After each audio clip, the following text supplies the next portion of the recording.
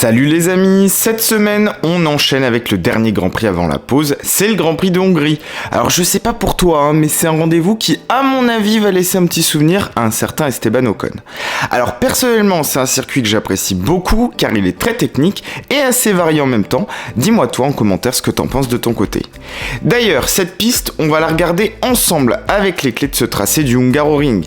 Alors il y a 14 virages au total avec une distance assez courte, 4 km 381.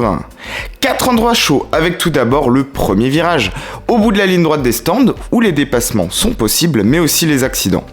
La courbe du deuxième virage en dévers, le virage 4 rapide où là aussi on peut tenter une manœuvre, et la portion difficile entre les 12 et 14, zone lente mais quand même déterminante qui engage ensuite la ligne droite.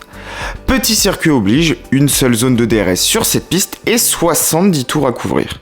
Ce qui est sûr, c'est que le Hungaroring, il nous a souvent proposé des grands prix super intéressants, alors on va se plonger ensemble sur les moments forts du tracé.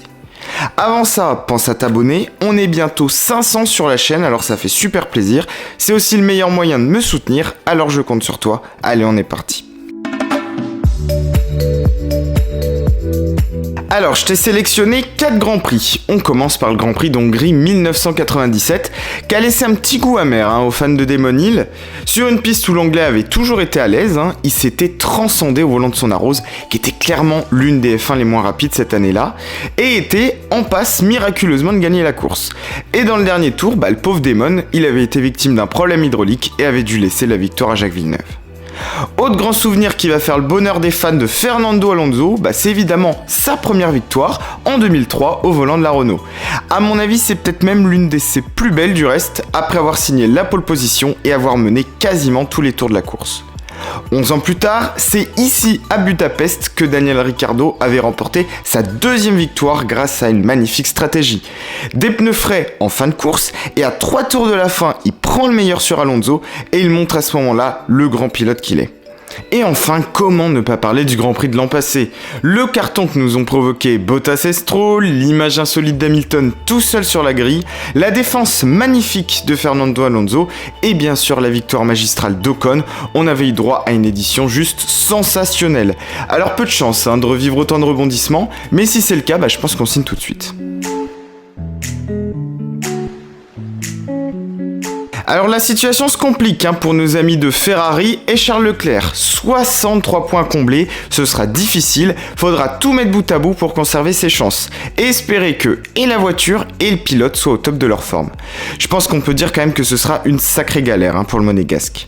D'ailleurs, sur le Hungaroring, la Ferrari devrait être a priori un peu plus à l'aise que la Red Bull, car elle génère plus de vitesse dans les virages lents. Pour autant, je sais pas pour vous, mais je trouve que cette année, on a affaire à un Max Verstappen patient, qui attend son heure et qui fait très peu d'erreurs. Ce sera donc a priori encore un duel serré. Et pourquoi pas voir aussi un Carlos Sainz en forme, comme en France, et un Pérez revigoré.